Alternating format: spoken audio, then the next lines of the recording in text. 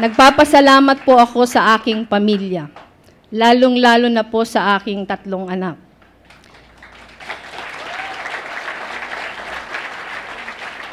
Sa pagbibigay po ng kanilang basbas.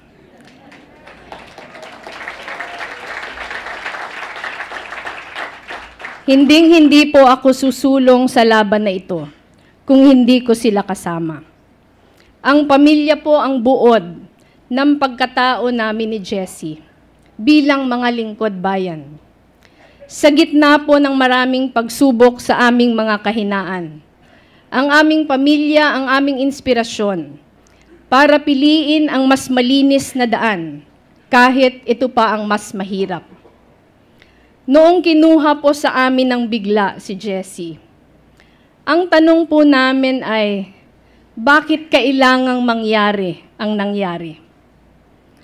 Noong bigla po akong kumandidato bilang kinatawan ng aking distrito, nagtanong din po kami, bakit kailangan mangyari ang nangyari?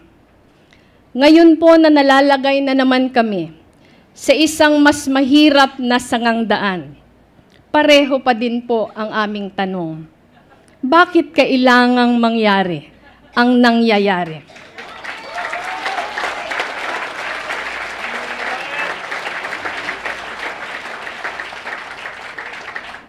Ngunit gaya po ng dati, nabubuhay po kami sa alaala ng parating sinasabi ni Jessie sa amin noong nabubuhay pa siya. Tiwala lang.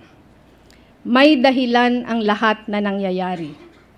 Dahil sa kahuli-hulihan ng lahat, ang mabuti ang parating mananaig.